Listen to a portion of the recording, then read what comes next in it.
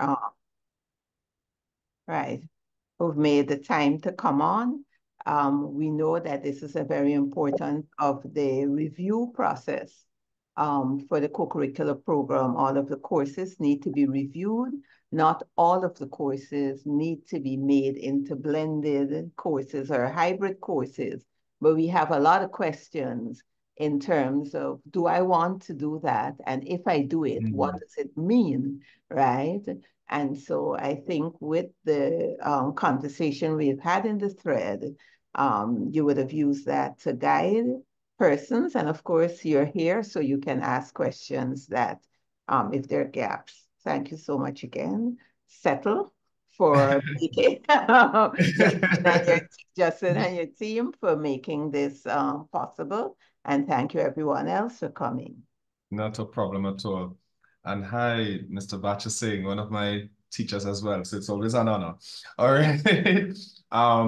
Okay, so thank you so much for that, Mrs. Joseph Brown. And let's get straight into it. I'm happy everyone is here. And this session, and I know it's after lunch, so I'm very much aware of the fields that could come with that. And so this session, it's gonna be very hands-on.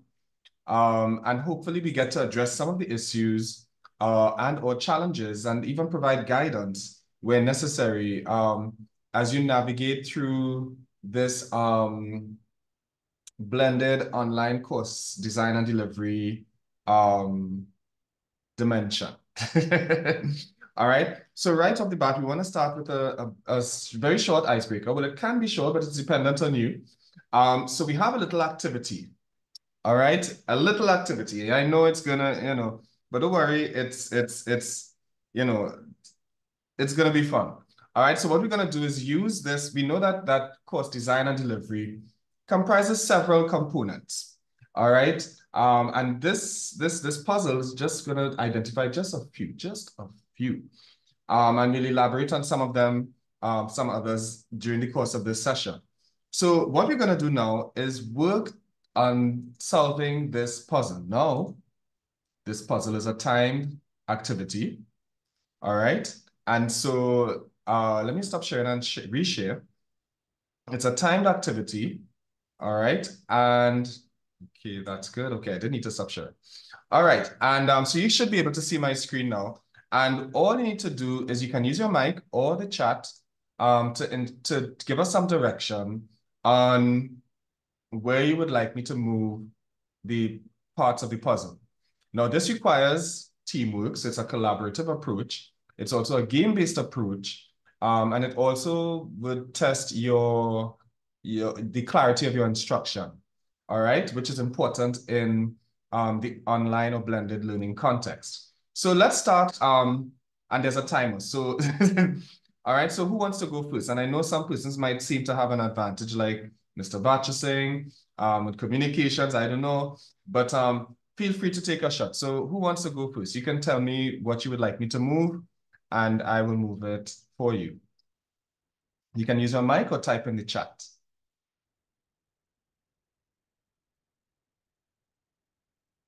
Don't all rush at once. Hi, Justin. So bottom left, move to bottom right. Okay, good one, good one. Let's move that here. All right. All right. Yeah, we should get the corners established. That's a good idea. Get the corners established. Yeah, Justin. You see the second one, two on your right, the second one underneath the flat screen, the purple, you have to attach it to this corner piece with nothing put there. This one? Well, that one right is one, two. That one, yes. This one? Yeah. Okay. Attach it to? Yeah, that piece there. Okay, all right, very good. Anybody And I think else? the one underneath that goes next to that one there. The one way, one, two. On the right, it have one, two, and then it have a third one underneath. I think that we have This one? attach. Yeah. No, sorry, that's at the corner. I missed that. Sorry. Oh, I thought it was an edge. Sorry. All right. I'm just helping you with the corners so far, so go right ahead. Yo, you helping with the corners. Forget the corners, I'm after text. Justin, that one to the bottom right that says assessments in gray with an orange bit underneath. Can that fit on top of there? There you go. You notice we have different approaches to this thing. I like that. So some focusing on text, some focusing on the corners. And you see instrument, Sarah, go with that one. See that orange piece there? Instrument, something goes right above that piece where Sarah just this put one? there. Yeah. Okay. Okay, we're coming along quite nicely. Can we take the bottom left piece that looks like on delivery and stick that into the NE, which is at the top right corner? Right, very good. Justin, is there a prize for this? I mean, while we're at this. Mr. Duku will provide the prize. He knows how we go, right? And I think you should just attach all of this. Should all should be attached, that piece that you refuse to put it together, them two pieces. Bottom right, extreme left. Okay. And I see we have instruction going on top. Instruction. Where is instruction? Oh, I think we did that right. Okay. And someone said something just now? Bottom right. Mm-hmm. Top left. Okay. There we go. And then the men's course. Okay. A piece missing in the middle, you know. Which of course you covered all the pieces, you know, so we can't see, you know. All right, spacing them out for you. All right, look, we have some space out here. And go right ahead. I should be playing Jeopardy music or something, right?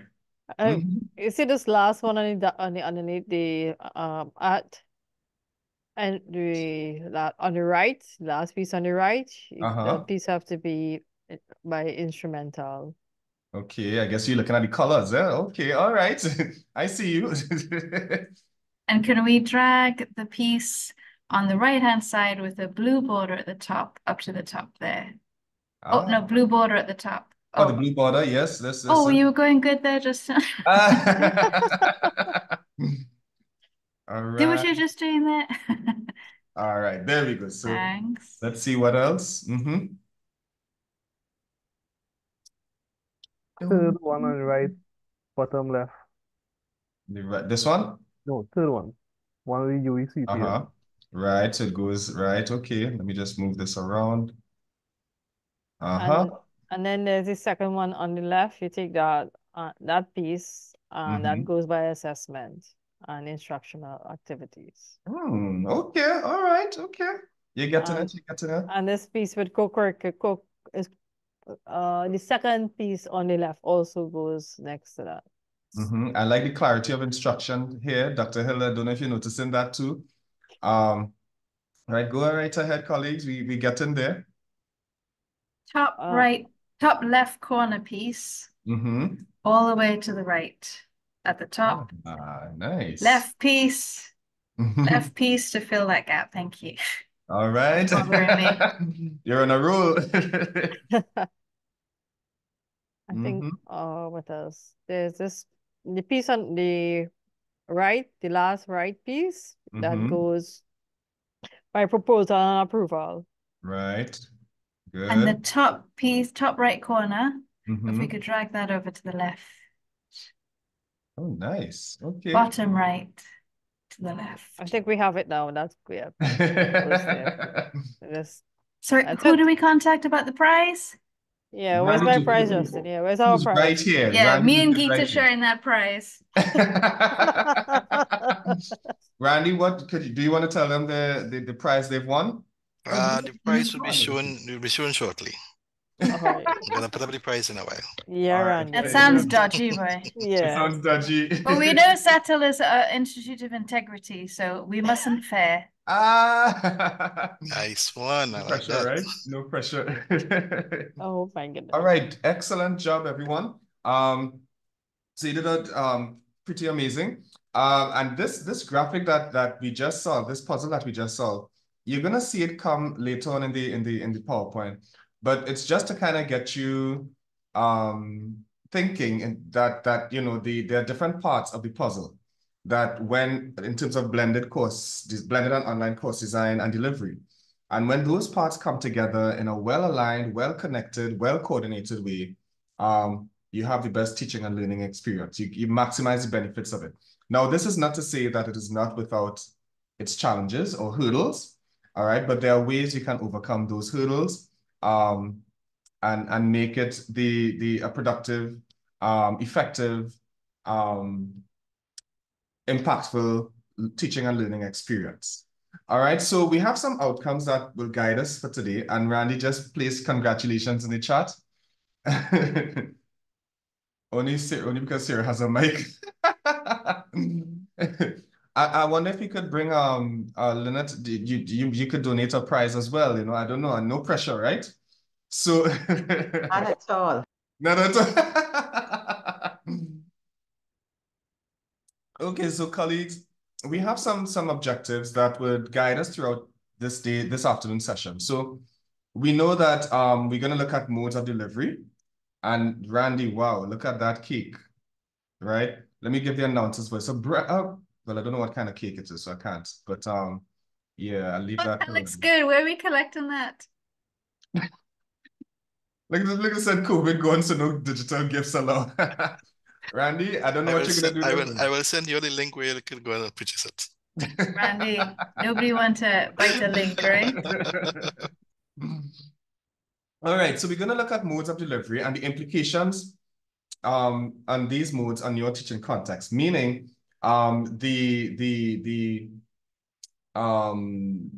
what considerations you need to be mindful of for each mode of delivery. Added to that, and perhaps moreover, we're going to look at what the university policies and regulations have to say about these modes of delivery and how we fold them into our courses and our and so on. So that is something we're going to look at.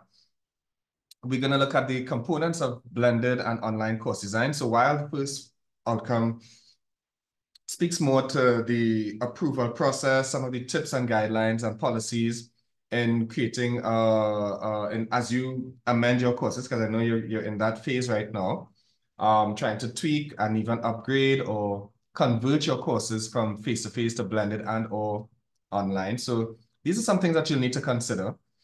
And then we're going to look at instructional strategies, and that speaks more specifically to delivery. So remember, the name of this workshop is Rudiments of Blended or Online Course Design, which speaks to the first two learning outcomes, and then the second two learning outcomes speak to or are relevant to delivery. All right, and in that last one, you'll see challenges encountered, and these are some of the challenges that, based on the email thread, because we did do somewhat of a needs analysis, and you'll hear me mention that later on in this session. As simple as that, there's a simple email thread in terms of what are some of the hurdles that you have encountered. I just took them straight from the email, maybe reworded them a little bit so they could fit in the slide. And so we'll get to those in just a bit. And during the course of this session, we will cover some of them or address some of them directly or indirectly, and then bring it all together at the end as we chart the way forward. So let's get straight into it. So of course, this looks familiar to you, right? I mean, you just saw it, you just solved it. When we think of course design and course design, we're thinking contact and credit hours. No problem. Contact and credit hours. We're thinking curriculum planning or designing, the proposal approval process. So for example, if you have a new course proposal or you're making a proposal for amendments to be made, and then what we call substantive changes. And a substantive change may include changing the mode of delivery. So some of you are in the process of or desirous of changing or considering changing from face-to-face to a blended or online mode of delivery. So those are things that come under what we call curriculum design or planning. When we think of delivery, we are teaching of the actual teaching and learning in terms of the instructional activities, the assessments, the instructional strategies you may develop or integrate. The course site, if you have any, well, in this case, you would have to have some sort of online course site, if it's online or face or blended, and even other resources, whether it's the technical infrastructure, the faculty preparedness, and so on, which are all informed in the policy that the university has. So when you think of modes of delivery, and this of course is aligned to learning outcome 1, we are thinking of a couple different modes. We have face-to-face, generally speaking. We have face-to-face, according to the seed continuum. We have on the extreme left side where it's almost exclusively face-to-face. I mean, minus registration online and so on. But it's all face-to-face. No teacher presence online. It's what we call brick and mortar. So you're in a classroom, physical classroom space. And the teaching and learning takes place in that space. All right. Some of you, and you could show by a thumbs up in the chat, how many of you have a face-to-face co-curricular course now. So you could kind of get an idea of the ratios that we're working with. All right. So all of you for face-to-face, and Randy, I may ask you just to type in face-to-face course lecturers or coordinators. So we have all of that under there. Right, face-to-face, right, 2 face-to-face persons. And that's perfectly fine. All right, and some of you might still be typing. And that's perfectly fine. So that's on one side of the spectrum. On the other side of the spectrum, we have what we call 100% online. So 100% online is just what it says. So it's everything in the virtual environment. There's no face-to-face or physical interaction. It's all in the online environment. So, for example, if it's an online course, you may have to use almost exclusively My Learning because that's the LMS that the university uses. Zoom or Teams, whichever one that is more appropriate or accessible to you. And even your learning activities would take the form of, let's say, for example, online discussions or online presentations or online polls, right? These are things, or even games, as we did just now. Now, a game could be, even though it's sometimes overlooked, these are some of the more effective ways in terms of teaching and learning. We'll get to that later on in this session. All right, because I'm pretty sure many of you still remember that puzzle game we just did for the icebreaker, right? So you have 100% face-to-face, 100% online. And then in the middle right there, you have that, I don't know, call it the sweet spot, but you have a merge or a hybrid or a blend of the two. And ironically enough, it's called the blended or hybrid approach. Now, have you ever made, let me make it relevant to you. On one side, you might have ketchup. Let's say that's face-to-face. On the other side, you may have mustard.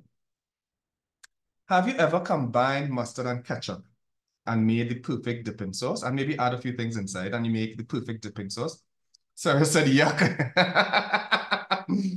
All right, think about it. Try it, Sarah. If you go home and try it and you just have a bag of chips or tortilla chips or something, let someone, right, they made it. So you mix ketchup and mustard, maybe add a little shadow benny, I don't know, something or pepper if you want.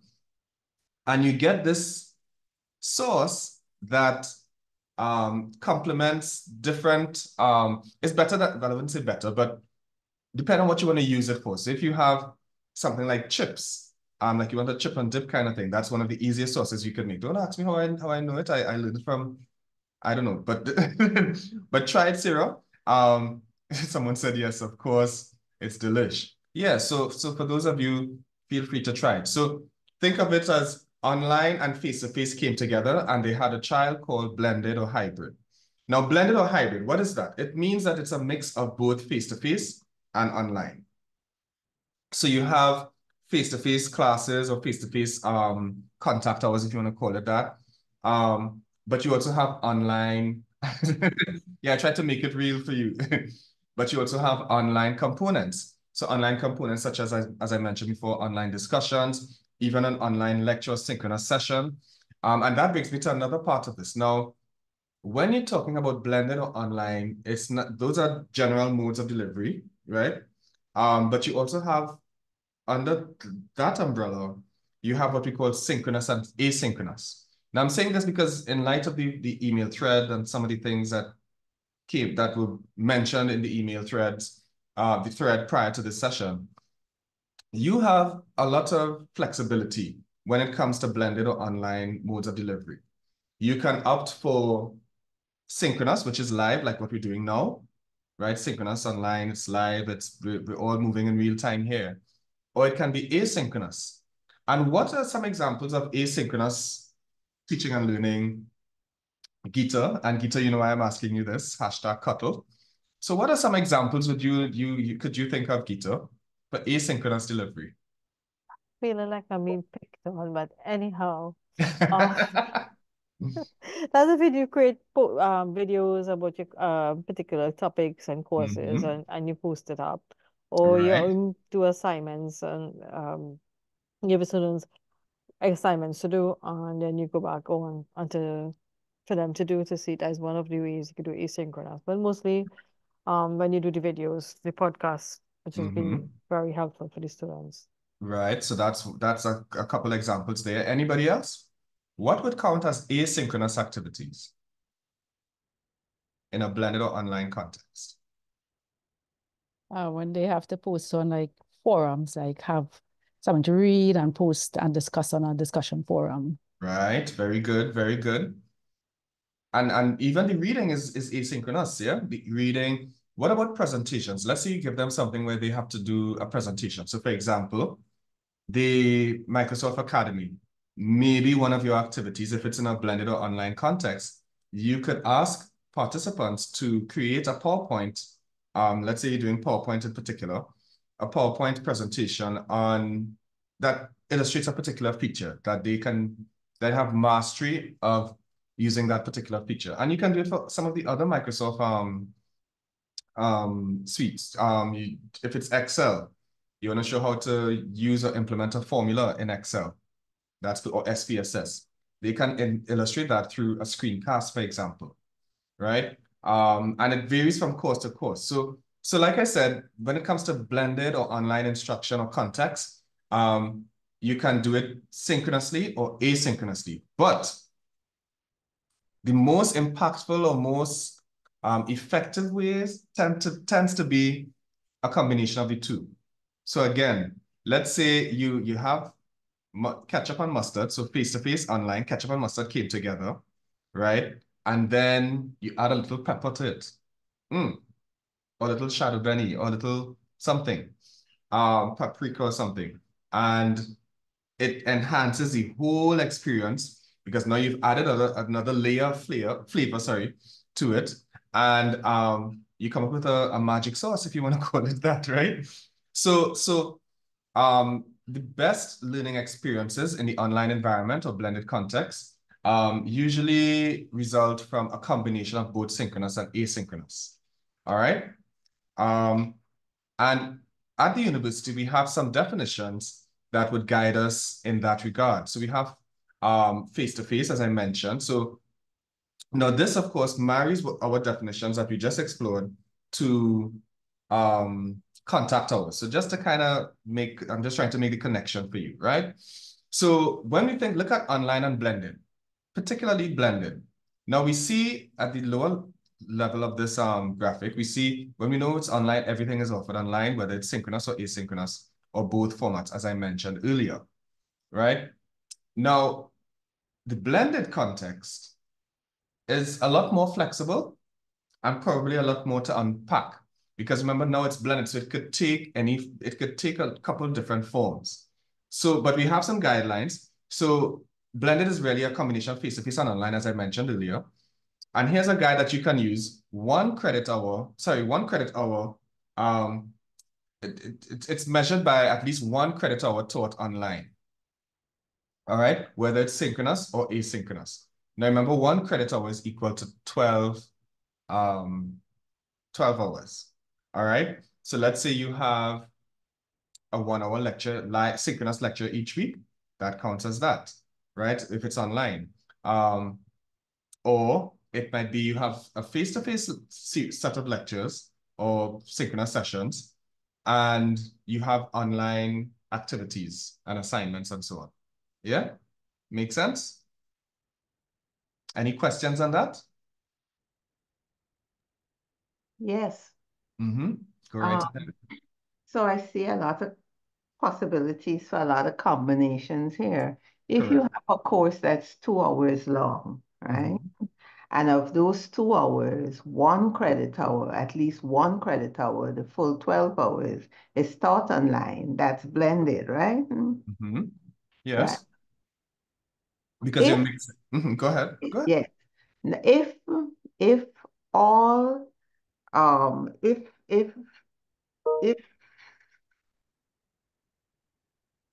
if all 24 hours, right, are taught face to face, but you have assessments that are on asynchronous or online, would that still be blended, or is it the teaching, right, of at least 12 hours that is what makes it blended?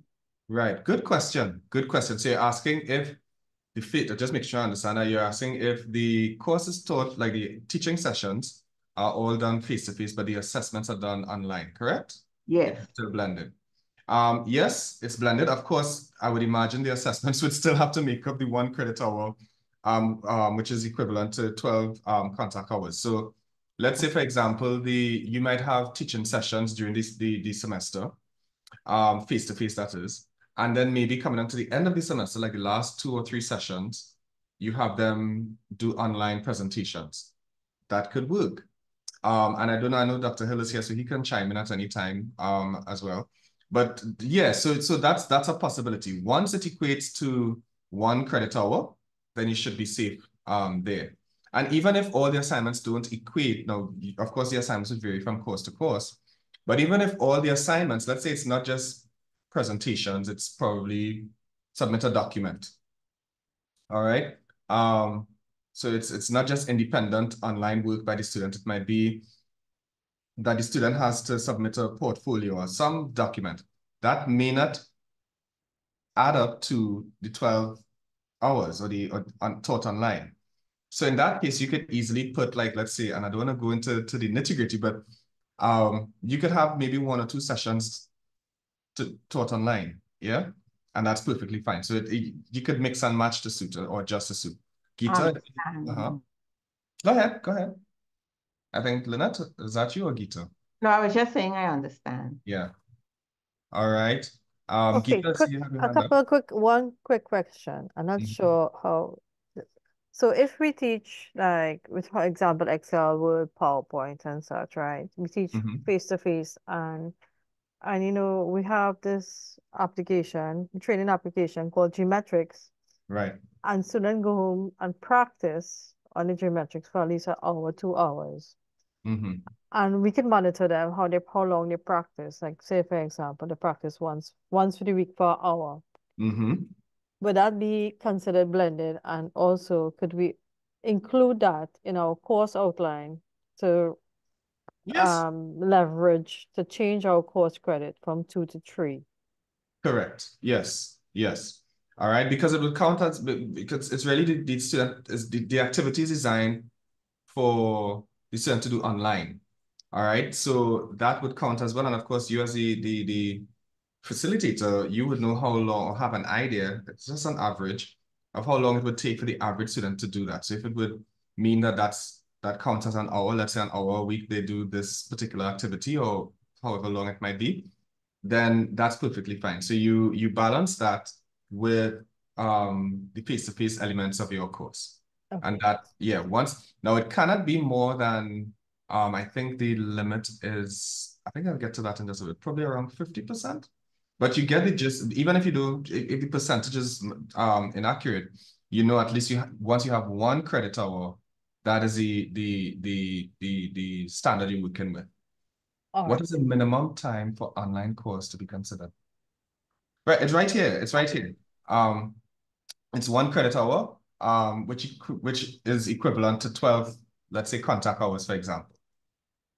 So in other words, if you're looking at a semester, it might be an hour a week of online activities. One question. Yes. Oh boy, forgot. Yeah. No problem. I Whenever it have comes to one. the convention. I Yes. have one, and then Lynette, it will come to you. Sorry, I just want to double check. I don't know if it's post-lunch or what. I'm looking at this thing with blended delivery. It says it qualifies as blended if at least one credit of 12 hours is taught online. But if I heard you right, Justin, and what Lynette was saying is that if the activities or assignments are online, that's not being taught online per se, but I mean, I guess they're learning, right? Correct. Then it doesn't have to be taught. They're doing their assignments, they're looking at videos, they're reading readings. As long as they do 1 hour a week online, Correct. that's blended. Yeah. In that case, Sarah, it would count as asynchronous online activity. Right? Right. Yeah. So even if well they then do, yeah. So even if they do online readings, now I would imagine you'd probably want to engage them a little more too, because you want the impact of it. So you wouldn't make it like a passive approach where you just give them online readings, but you might give them a discussion forum, online discussion forum, so they can dig deeper or find different case studies or contexts that they could apply those readings, you know, to go a little deeper than just basic understanding. Yeah. So in addition to giving them readings and so on, I would recommend giving them a discussion forum that is based on the reading. And this is your way of measuring that they've done the readings. Because so what, right. No, I like the discussion forum. What I do at the moment, or what I have done, is they have the 2 taught hours a week. They have readings and videos and so on posted. They actually have to read and look at all of those in order to write a journal. Nice. And that journal is posted at some point during that week. So it is supposed to measure how much they've interacted with material. Very so good. then Very good. I'm kind of blended-ish already then. Yes, you're blended-ish. All right, cool. Right. And that's a good thing with blended, because it can take so many different forms. Like, to use the same sauce analogy, if you want your sauce a little on the spicy side, you add a little more pepper. If you want a little more on the sweet side, you add a little honey or sugar or something, or whatever sweetener. If you want it a little more on the acidic side, you might add a little more ketchup or a little lime, a little, you know, I'm giving out sauce secrets, but that's all right. Lynette, go right ahead. Yes, I remember now. So in this review and update of our courses, some coordinators or lecturers would have noted from all of this that their courses might exceed the actual credits that the course now has. That's one. Right. And some others might find that they want to move their credits from what it is now to a higher credit. And one of our coordinators actually spoke about the possibility of if of what you call like staging, like if you can have students do either 2 credit course if they need to, or add something else where it can be, they can add an extra credit to it. I don't understand fully, but I'm sure you understand. Could you speak a little bit to that for us? So you're saying if a student, let's say, is in a program, and they need, let's say, 1 or 2 credits to make up the credit requirement for the program, correct? Is that what you're saying? Yeah, the one for their degree. Right, for their degree. Right. If they can do a 2-credit co-curricular course, to make up that, to satisfy that credit requirement. But more than that, if there is a way of structuring a course in such a way that the course can be done for 2 credits or 3 credits, depending on what you add to that course.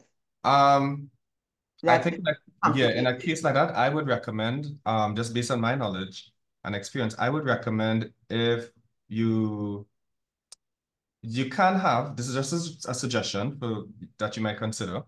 If you have a course that builds on, it's almost like they're connected, or a series of courses. So for example, I know the IT Academy, they have, and correct me if I'm wrong, I don't know if it's still like that, but there were different grades. Let's say if you're doing Microsoft Excel, you had different grades of Microsoft Excel. Maybe not. But each grade was a different level of difficulty, or even CLL with their some of their language courses that some students do as a co-curricular venture.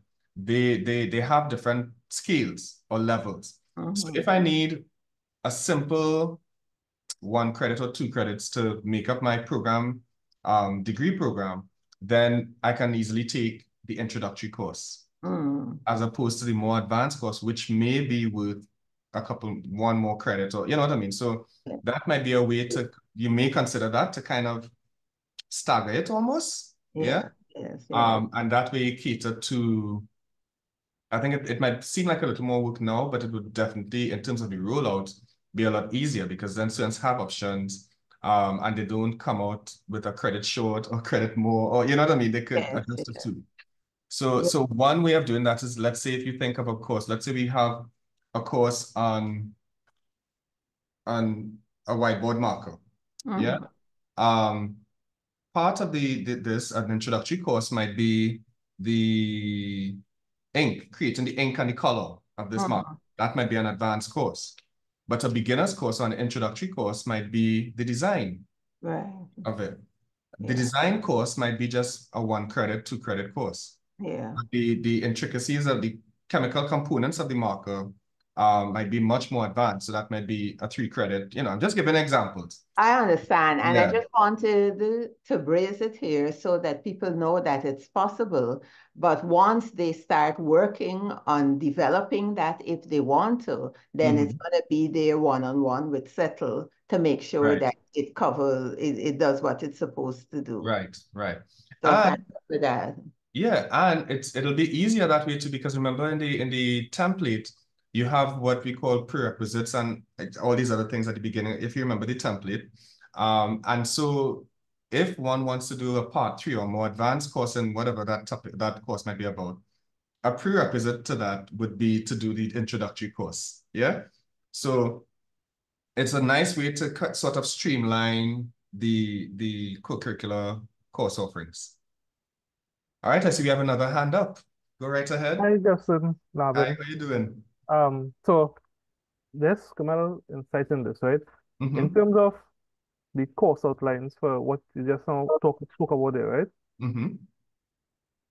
Now, is it 1 course outline, or are we making 2 separate course outlines if we want to do a 1 credit and a 2 credit in that manner? It would be separate course outlines because each course will be treated as an individual course. Each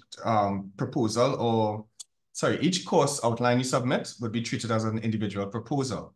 Now, let's say you submit an introductory course. I'll use the same example. The introductory course would be the designing a whiteboard marker, introduction to whiteboard marker design, right? That's what it started as. And this is 1 course outline in itself, designing a whiteboard marker. This could be an introduction course, right? Introductory or part 1. The other course, which might be creating color variations in a whiteboard marker.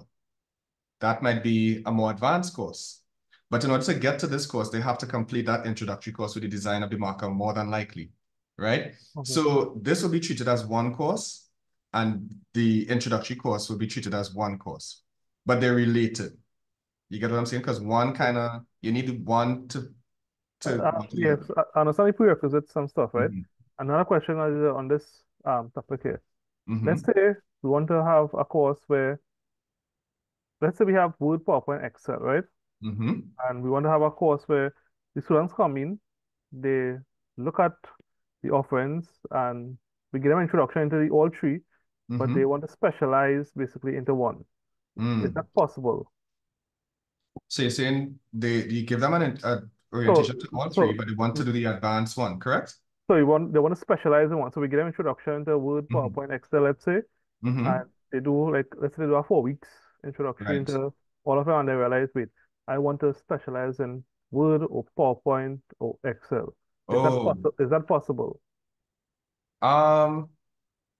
It's possible. It depends on how you design that proposal and the navigation or the matriculation through that. If it is that you start from all the office, the variety of office apps and whatnot, and they decide that they want to narrow down into one, like Excel or PowerPoint, for example. I think that's okay. But you would just have to make sure that let's say if they want, and I think that should be okay. I don't think that should be a problem now thinking about it, because the requirements, let's say to specialize in one, would probably be based on at least an orientation to all the others, at least, yeah? So I don't see a problem with that, but you just have to be mindful of, let's say, the credit weighting and the intricacies of the course design, yeah? That part of it. Okay, because I was thinking about in terms of like when you're ready to choose the days timetabled for Word, for PowerPoint, Excel is they will have to do timetable differently. Yes. It won't be the same days. Exactly. What you can do, so for example, you may decide, these are just examples, huh? You may decide to use semester 1 for the introductory courses. And then by semester 2, they can venture into, let's say they want to specialize in, like what you mentioned, using your same example, they can venture into specializing in one of them. Okay. So just something that you could consider. Okay. Yeah? Thank you. No problem at all. I see in the chat, Prof. Ramnarayan keeps speaking about 59% for blended deliveries. What is that about? Good. And we get into that just now. So that now this came off of the heels of the part of it is from the ACTT's what you call that, boy? Influence from the ACTT. Let's call it that for now. Accreditation or something? Sorry? Accreditation? Yes, or accreditation. criteria? Sorry, the accreditation It's primarily Council of Trinidad and Tobago. fueled by substantive change. Mm-hmm. All right. Seen, from that standpoint. Good afternoon. Yes. I had connection issues. I had to go get my camera, and and stuff because I had it packed away. Mm-hmm. That's all right. Go Sorry ahead. for yeah.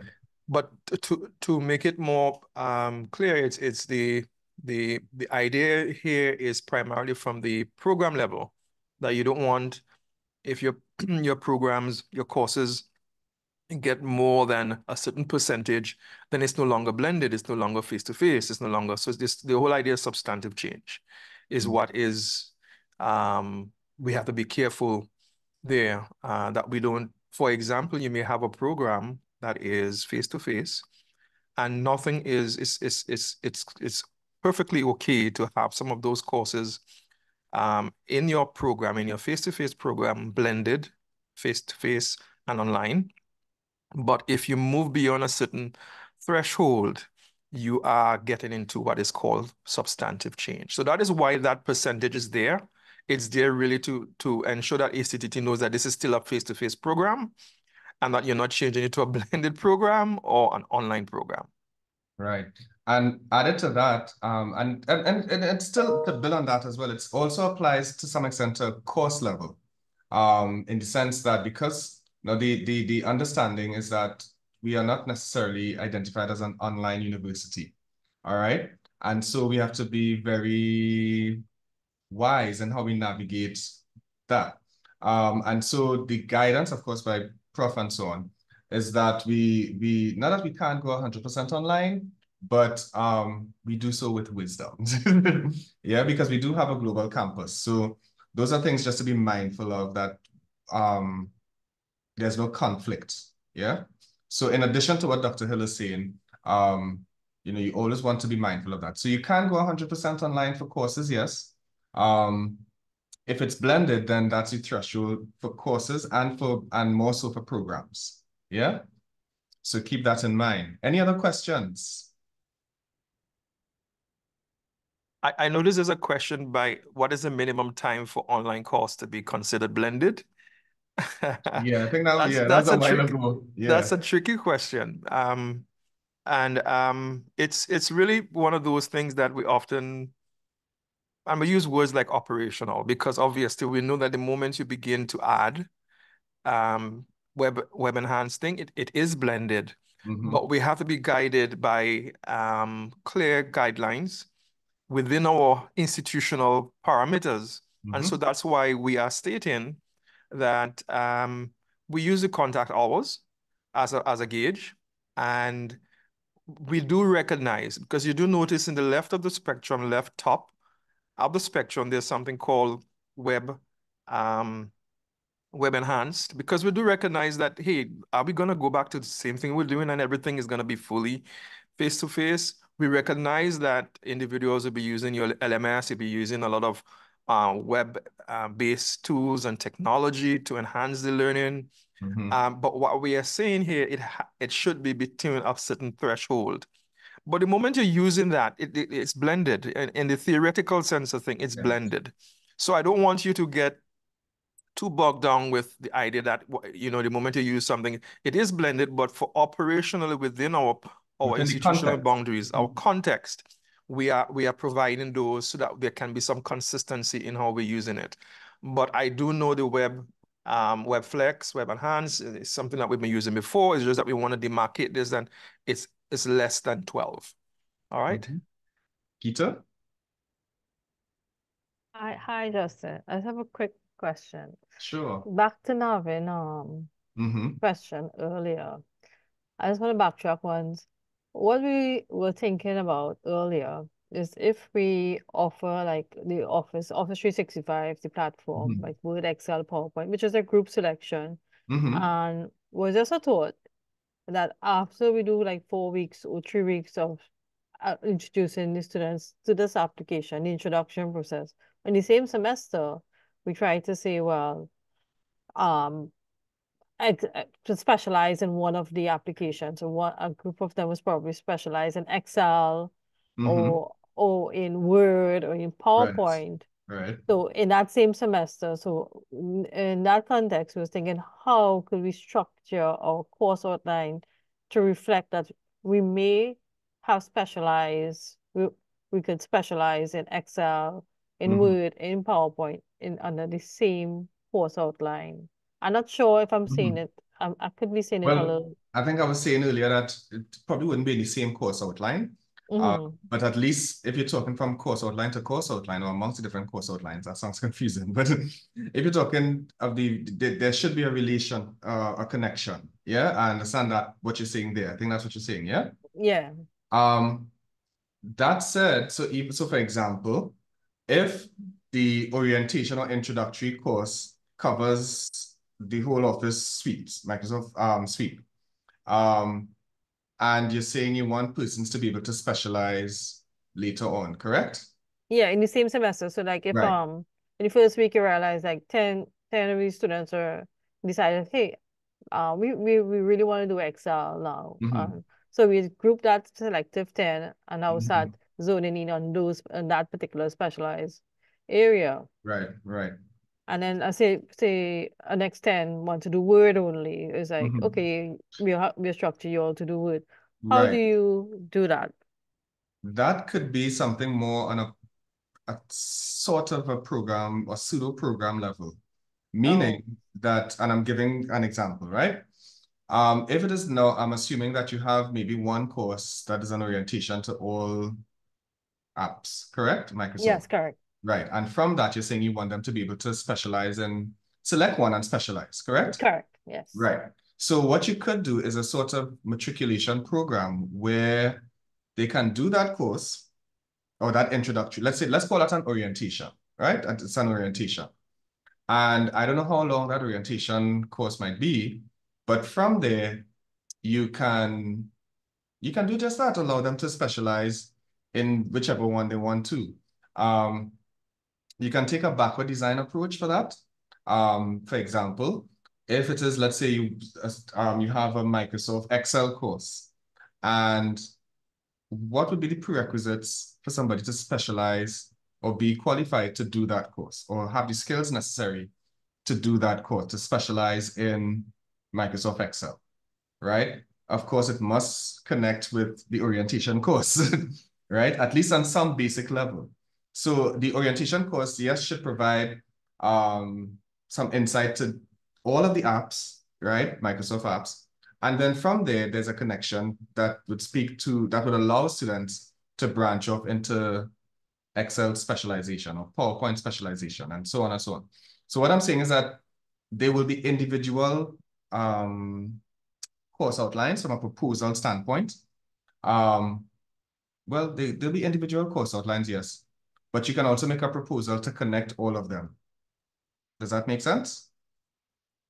Yes, it does actually. Right. So yes, well, I was gonna the short answer is yes. So like I was thinking at first when you were saying that the orientation part, say that's the first 4 weeks, I was wondering whether you were going to say that in itself is a course outline for introductory to correct computer stuff, or I was thinking the other thing I started thinking was let's say I specialize in PowerPoint, then there's a course outline for a PowerPoint specialization, and within that course outline it includes 4 weeks of introduction to the wider web package. Couldn't you just do it that way?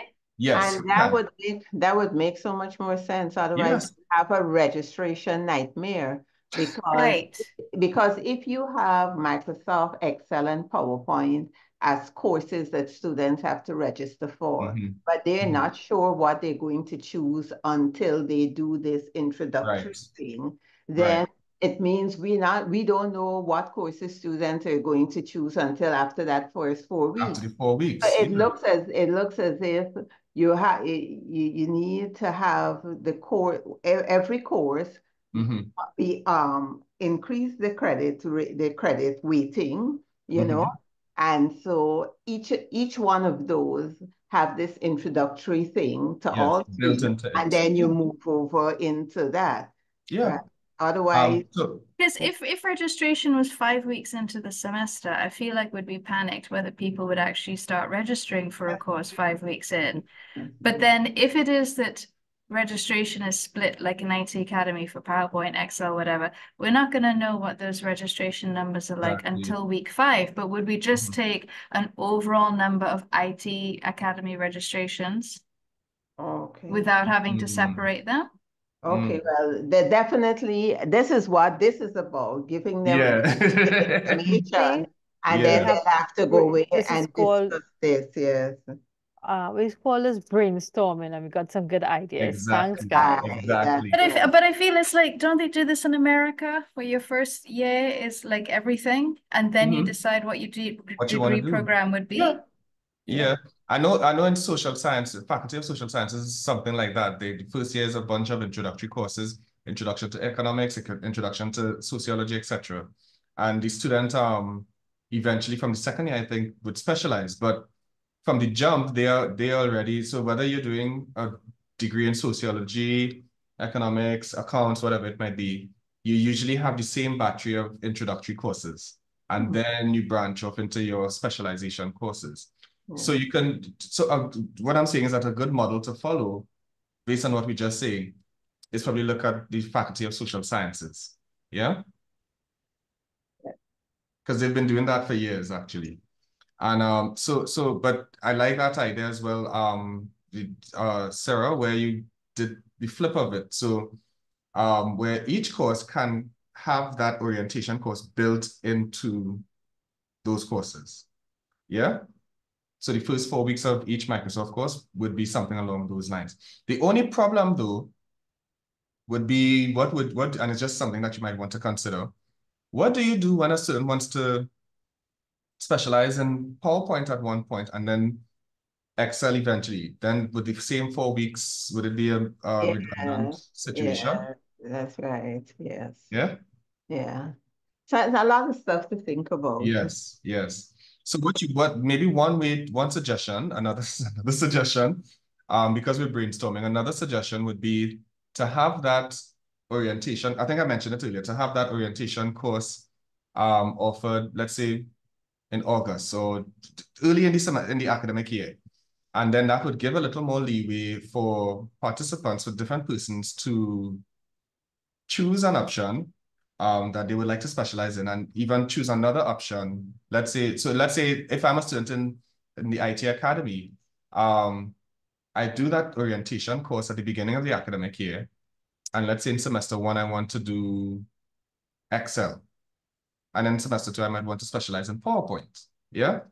Or they might just have to rename the course offering. So instead of having Excel, Word, or whatsoever, you have Microsoft, whatever, right?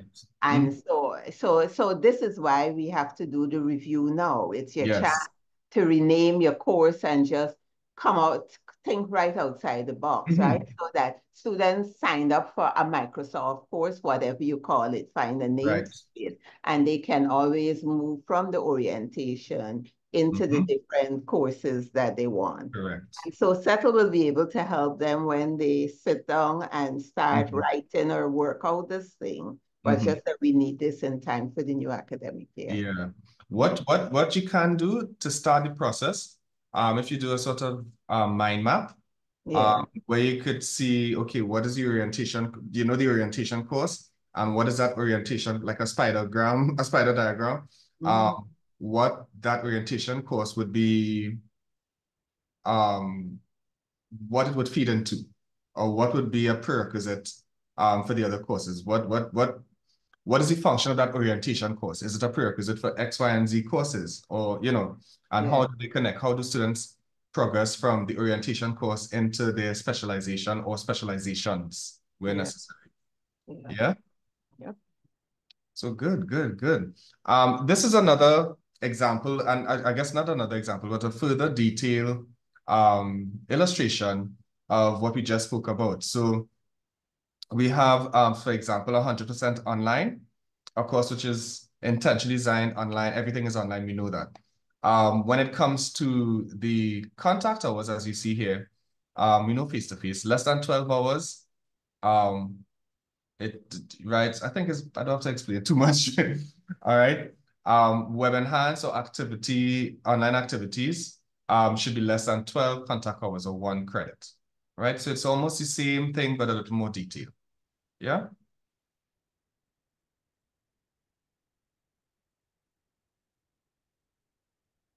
All right, so at least 12 contact hours, as we see in blended, a course which is the right mixed face-to-face and online teaching.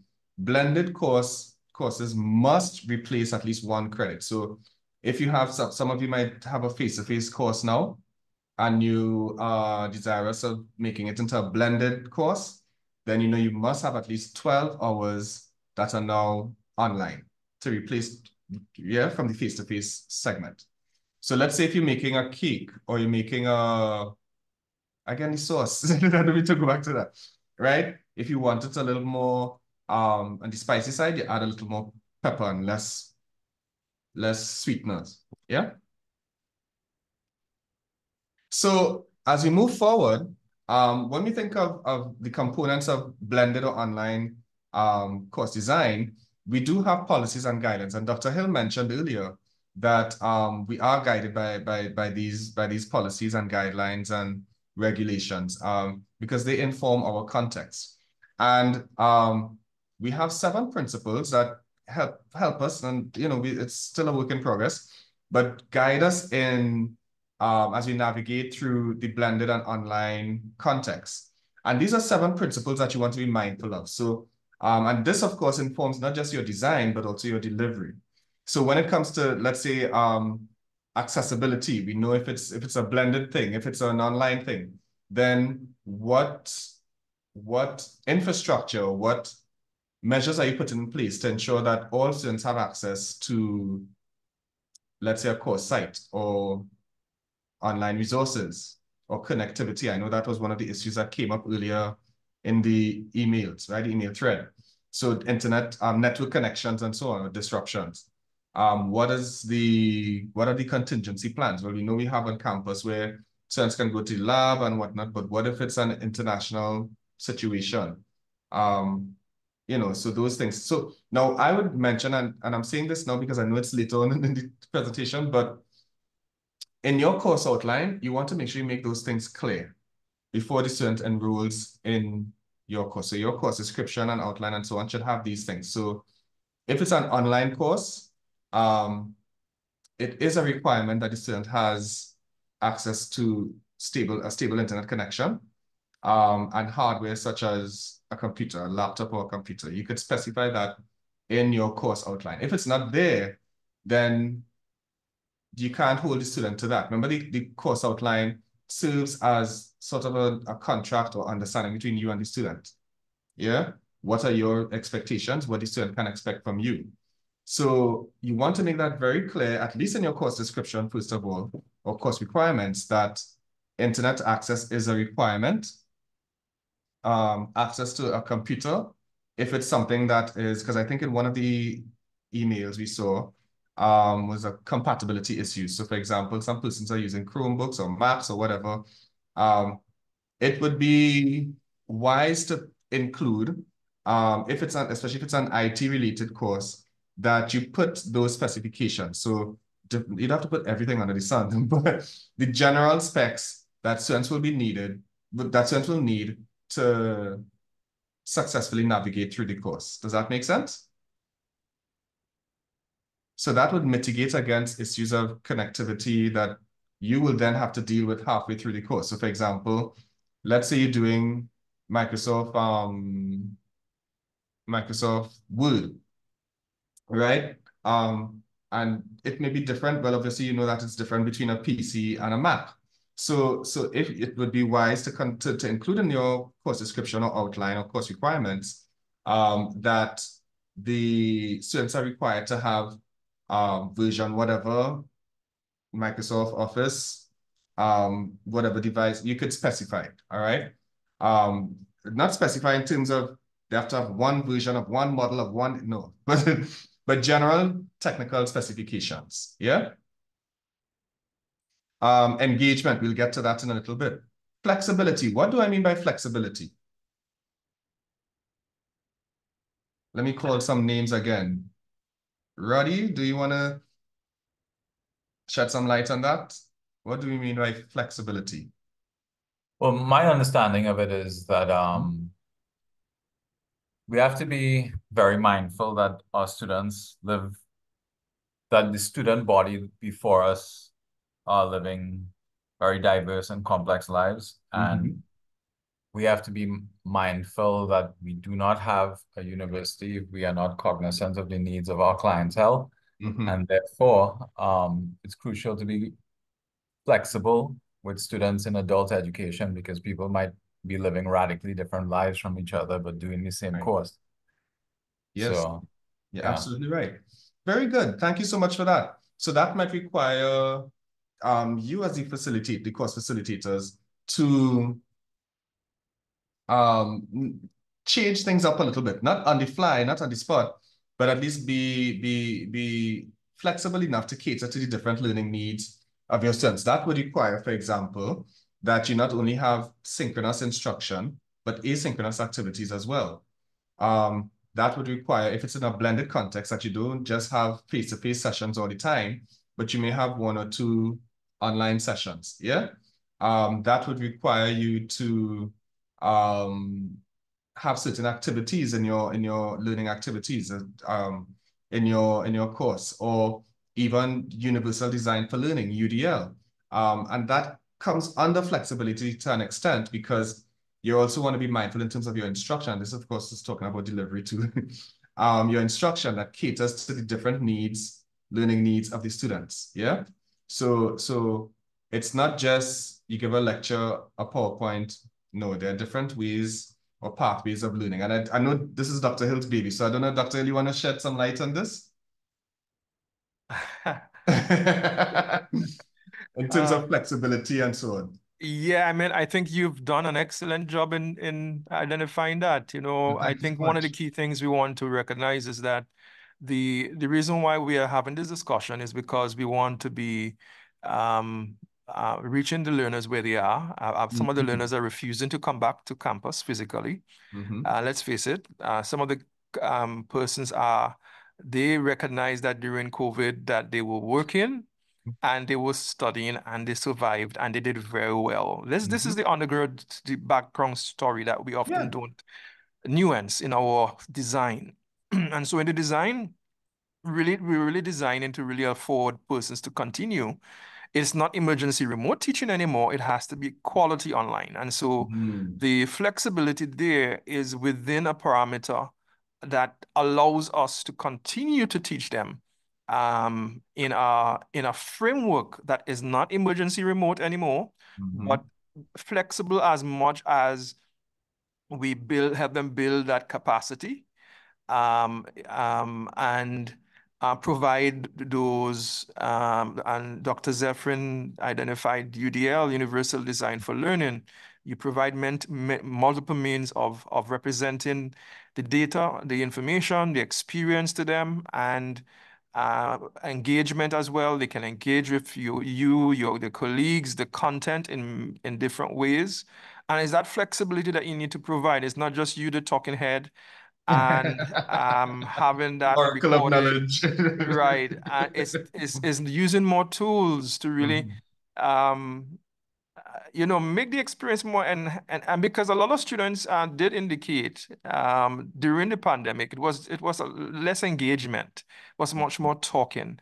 And I know earlier we entertained the discussion of teaching. What does it mean to teach? And I think this is why specifically in the definitions we use the word contact hours, because it is very easy for persons to misconstrue that when they see 12 hours, it means that I could just have them do this and let them do that. It's specifically pointing in that as we go on to say contact hours, because we really want that sort of guidance and facilitation and support as they go along. Yes. I don't know if that's okay, Dr. Zephyr. Yeah, definitely. And what I want to say as well is to build on that is that you notice that all of these pillars are interconnected or related, because as much as you are flexible in terms of your instruction, in terms of your learning activities, in terms of your assessments, there must be alignment. So it's not just haphazard, all over the place kind of thing. It's well planned. And one of the biggest indicators of a well-planned course is alignment.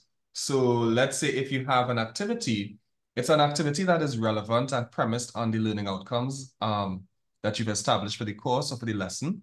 So if you have, so for example, in this case, we did the puzzle earlier to start this session. That puzzle was relevant to the elements of online or blended course design and delivery. So it highlighted some of the salient points there. You may do a puzzle using a different context or content, or you may do another game altogether. So while you're creating different pathways of learning for learning and so on, they must also be in alignment with the learning outcomes, well, alignment amongst the learning outcomes, the assessments, the learning activities, and so on. And of course, that helps for quality. So you see how they're all interconnected. So yeah, thank you so much for that, Dr. Hill. And in terms of policies and guidelines, of course, most of what we speak about today, or what we've discussed thus far, can be found at the CTL website and also at the BUS website as well. And I want to go back to this a little bit, the previous slide, and some of the things that Dr. Hill mentioned as well. And I guess this might be a plug for Cuttle as well. So for those of you, we have some persons who completed the Cuttle program here. And so they might have a clearer idea of what we're referring to when we mention UDL or Universal Design for Learning and so on.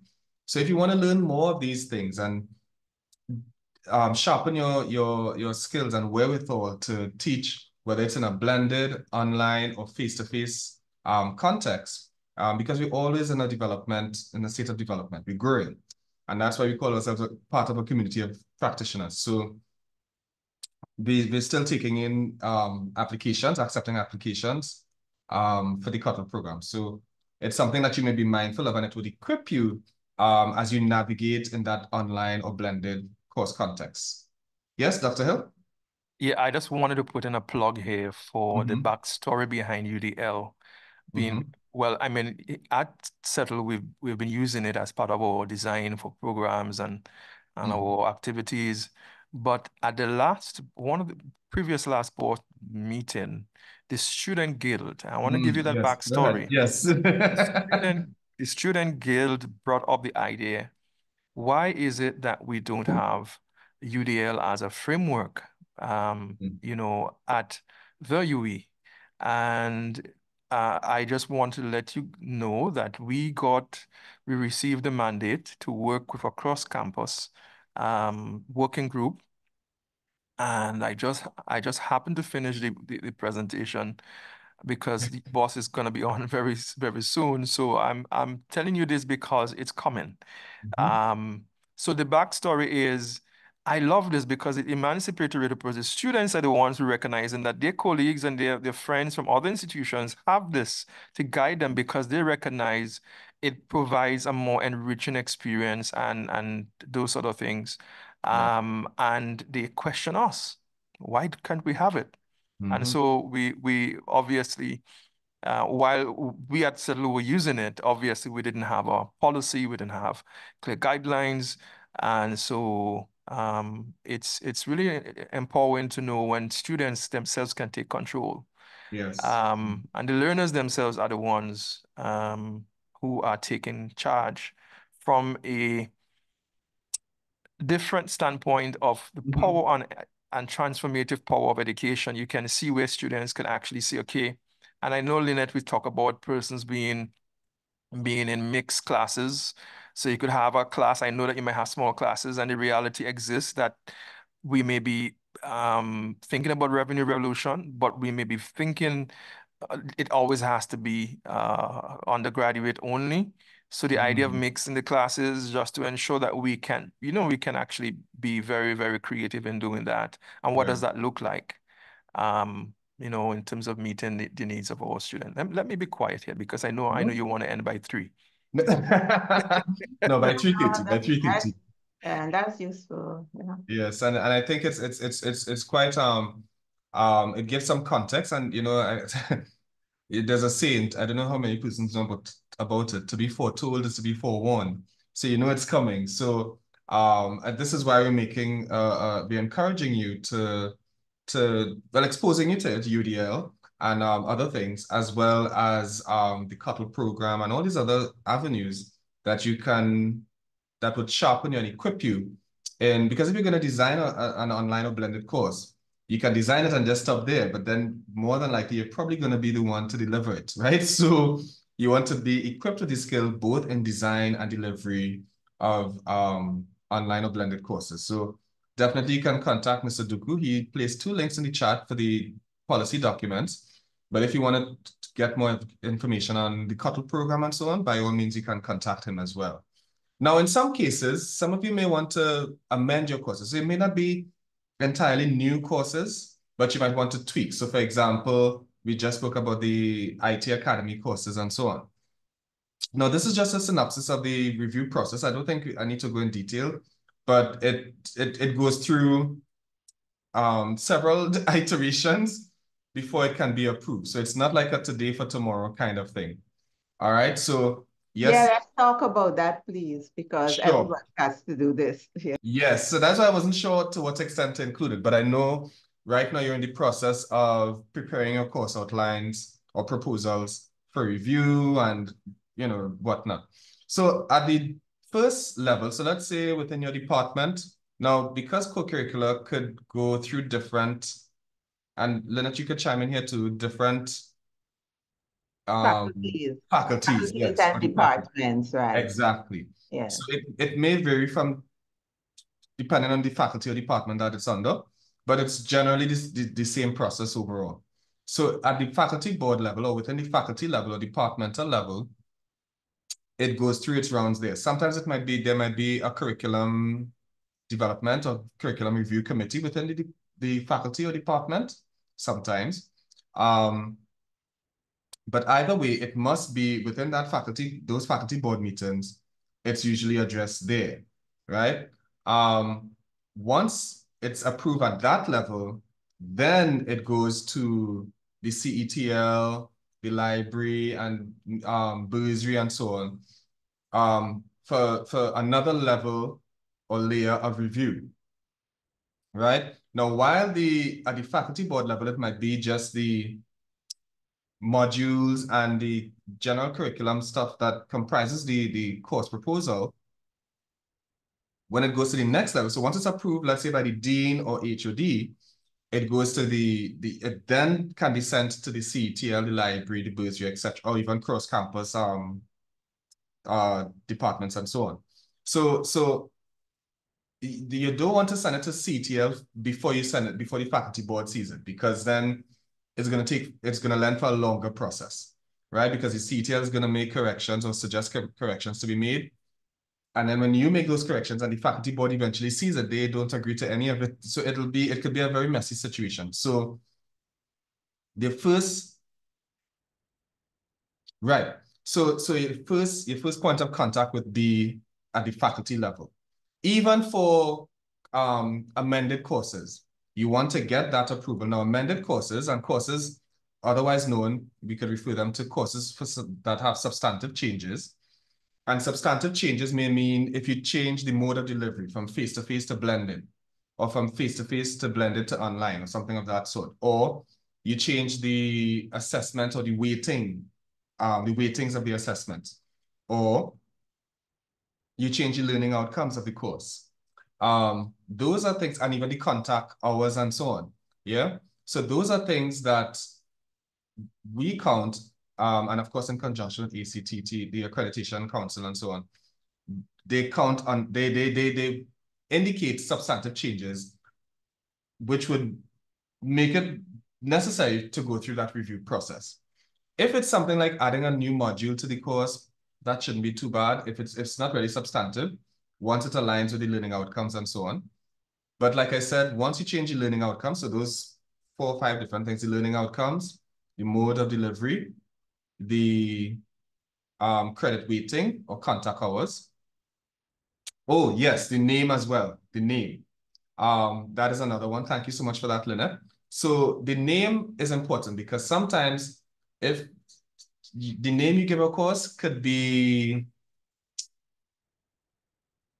conflict with another course in the university that university offers, or it might be amended to be more specific to that course. So you might want to make that amendment. So that's another substantive change, because the course name, a change in the course name would also snowball into a change in banner that is necessary, yeah, for registration purposes and so on. So keep that in mind. So once it's at the faculty level, it's approved at the faculty or HOD level, then it goes to CATL and other entities for review. Once it's approved, it goes to ACWAC, as we see here, at the lower half of this graphic. It goes to ACWAC and by extension, well, BUS and the academic board and so on. And then once it's approved on that level, then it goes to banner, where of course students can register for it. If there's a My Learning component, of course it's blended or online, so it will have a My Learning component, and that sort of thing. So does that clear up any mysteries about this process? It does for me. Great, great.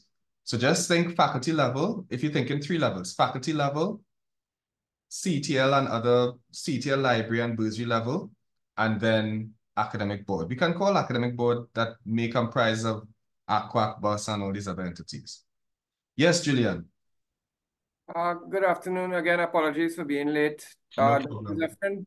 What do we have any data on the factors that are affecting the choices that students make relative to a co-curricular course? I heard you mention some of them just now. I don't know if they were just based on your experience or based on specific data, maybe some research. But I think it might be helpful in terms of building out a course. So when we build out a course, we are thinking, oh, this is really important for students to learn. They have to learn. This is really critical. I'm going to build a course that really does it like this. That's not what the student may be looking for. They may be looking for just 2 credits just to get them through, and they check in for the number of hours, they check in for the number of maybe whether it is exam or coursework assignment. What are some of the factors, and have you ranked it? When I say you, is there any sort of data that allows the course builder to not only build a course that treats with the critical learning that needs to take place, it also builds a course around a certain degree of attractiveness to what is trending. Almost like in business, when we build a product, it's based on what is trending in the market. What is trending in the student market? Right. We don't have it at the CTL first things first. So you might probably find that in other departments. I don't know if Leonard could chime in on that. But just before you do, in terms of the proposal, now, a big part of the proposal usually is market research before you flesh out the rest of the proposal. So when it gets later on to, let's say, ACWAC and all these other entities, reviewing entities, one of the things that they look at is what kind of market research was done. And the market research could be a simple survey. It could be a focus group. It could be whatever the instrument might be, but you definitely have to do, it's recommended to do some sort of market research because that would have an impact or affect the financing of the course. Because of course, it'll impact enrollment and by extension, the financing of the rest of the course, that you're not running the course at a loss. And, so it's still revenue generating to an extent, or self-sustaining at least. Yeah. And I think to answer your question, that market research would let you know, or should let you know, if a course like whatever that might be is needed, is relevant, is something that students are looking for or excited about, or it's relevant to their professional or career advancement and so on. So that's something that I guess you'll have to do within the department or the faculty. Lynette, I see your hand is up. Yeah. So to answer that, since 2012, when we had started to look again at the co-curricular courses, we had done a couple of surveys. We asked students what it is they wanted. And so we got suggestions from students. Strange enough, Julian, the entrepreneurship was one of those courses that from Rianti's department to when we did surveys and so on, students keep saying that we have them in many reports. What we have found is that although students tell you what they want, when we actually put it out there, it doesn't always translate into enrollment, and it doesn't for a number of reasons, right? And one of the reasons we found from surveys as well is that it clashes with some of the a lot of times these courses clash with their core courses. That would be one of the things, right?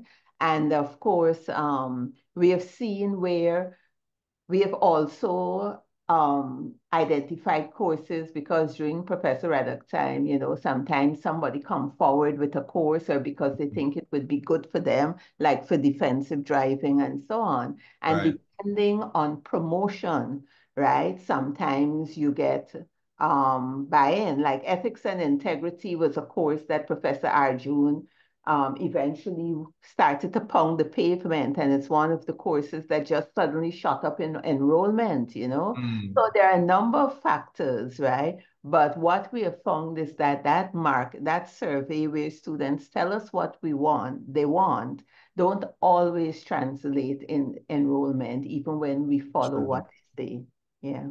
Yeah. Yeah. Thank you so much for that.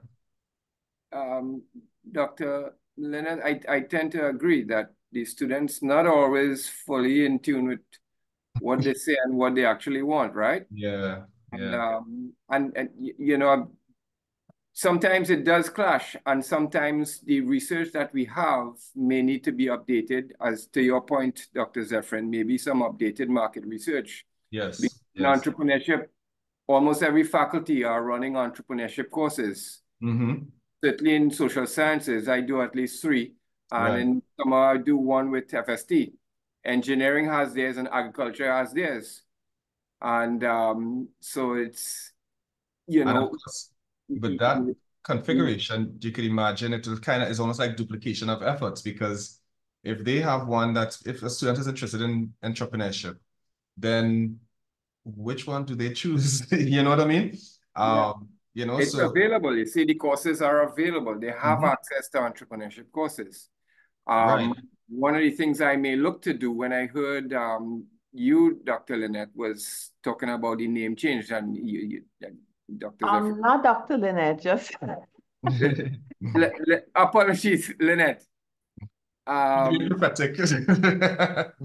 Yeah, name change would probably something that, from my perspective, I would need to do, and probably also tweak some things in the course delivery as well, because I'm seeing some gaps in what the current learning is, and there's some things that probably a standalone course can address. So that is something that I think, from my perspective, I can do.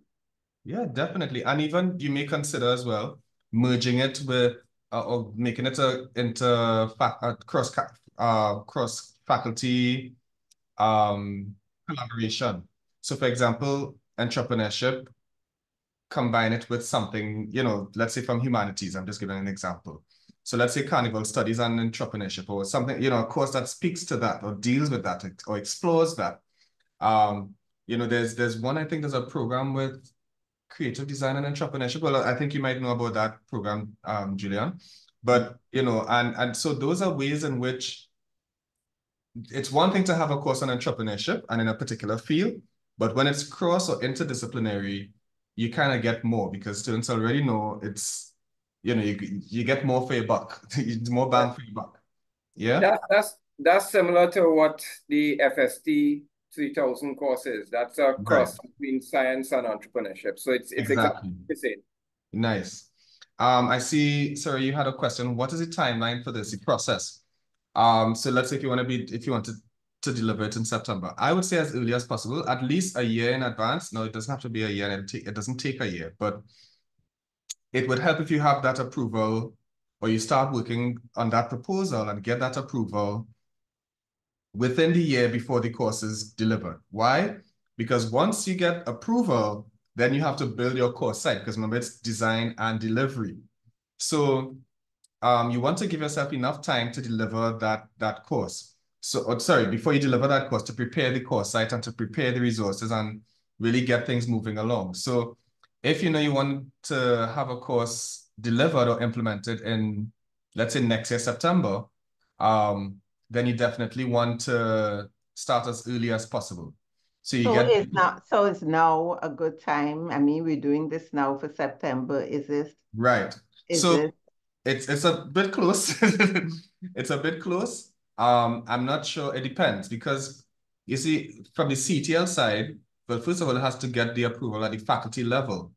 Then I don't know how long that would take at this time of the year. If it doesn't take too long and it reaches to the CTL and other entities, that's perfectly fine. At the CTL, it would be added to our queue. Now, it sometimes could be a very exhaustive queue, admittedly so. But depending on the nature of the number of courses and so on, it shouldn't take too long. But remember, sometimes these courses have to go back and forth between the course proposer and the reviewer. So for example, if you send it, let's say if I'm reviewing a course proposal, I might make some comments indicating specific amendments and so on that need to be made. And sometimes it may be resent, so that it goes to the proposer and it comes back to me and all of the amendments are not made, in which case it has to go back to the proposer. And then, we have to go through that process a few times. Sometimes it takes long, sometimes it doesn't, because sometimes the proposer might have other things on their plates as well. So there are different factors that could affect the timeline or the duration of the process. But to cater to all of that, I'm just suggesting I'll cut it down to at least 6 to 8 months. So right? I'm glad that we're having this meeting, because it means that we could probably I could probably talk to everybody, and we can probably do this in a stepwise process. Exactly. Where we have some courses that that we can do for next semester, semester, and then plan through with the others, so that I know, for example, that Roddy has said that he doesn't foresee doing a lot of changes for public speaking and voice training, because it's one that's going well so far. And just hanging fruits. Yeah. Right. And I think we did speak about something of that sort, Lynette, a couple of weeks ago when we were talking about this as well. So that we could do it on a tiered approach. So it does not, because if you send all at one time, it's going to take a while to, but if you sell, let's say, I don't know how many courses in all, but let's say out of 20 courses or 22 courses, yes. Right. You might send one batch of 8, then another batch of 8, then another batch of 8. So it'll equate to like 24 or something like that. All right. And that way you don't have to wait months and months for a whole, you know what I mean? Yeah. It could be something that you could get, it's in progress. So that's something to consider. All right. I see Chanel has her hand up. Go right ahead, Chanel. Hi, good afternoon. Since it had to go through faculty, CTEL, then academic board, when is usually the academic board meetings, when they carded? There's a calendar for that, a schedule for that. Yeah. And so it changes every year. It's usually around the same times, well, the same months, I would say. But I think once while you're getting submitted to the while it's being reviewed by the faculty, don't wait until it gets approved by the faculty. You want to kind of mark when is the next academic board meeting. Yeah. So that would help you to plan ahead. You know what I mean? So I saw it wasn't in June. That's why I asked you. Yes. I saw on the calendar it was in June, the first week in June. So if it is the first, that's when they're having the next one. And after that, it's like 5 months ahead, then you would never get this approved before September. Right. Unless you do, let's say, for example, you do a few courses, right? So not all the courses, but at least a few courses. Keep in mind, it will take a while for you to put the proposal together or to make the amendments and whatnot. So especially if it's from a brand new course. So you want to keep that in mind, right? Now, I'm not saying that it will take forever, but at least you give yourself time because people might go on leave and people, there are different projects people might be working on. But yeah, so you don't want to wait and then nothing is done.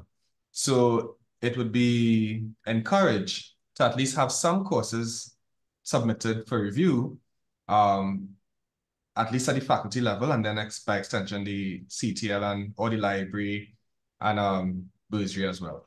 I think everybody should definitely start to do their tweaking and their changes and so on. And, we will look at the process. I know if we speak to people and it turns out that it can't work for the new academic year, maybe in the new academic year we deliver as is and we move for the second year. But the thing about it, it's definitely a process that needs to start now, and we have to start using that template, right?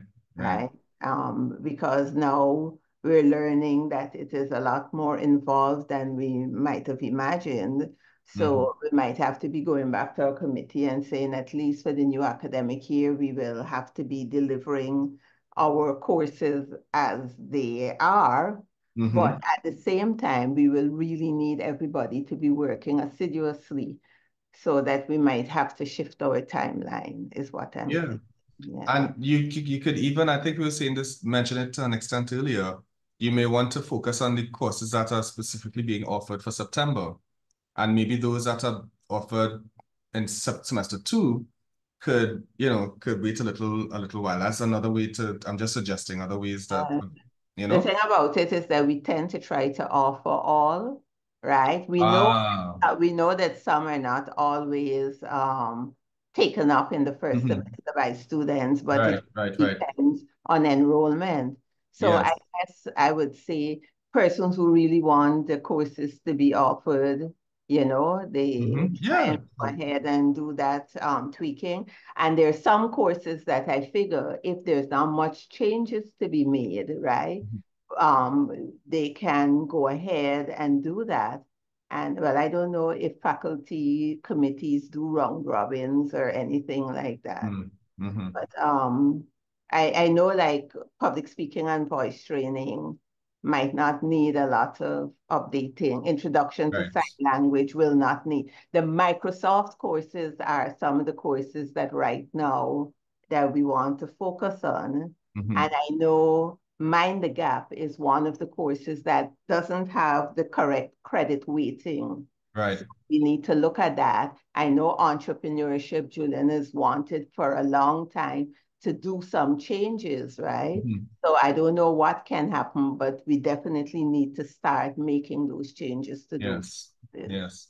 I see Dr. Hill placed the academic diary, the calendar. So that could provide some guidance, in the long run. So you have some context there. In addition to, while you're getting things rolling, you still have the goal in mind. Yeah. So keep, just something that you might want to be mindful of.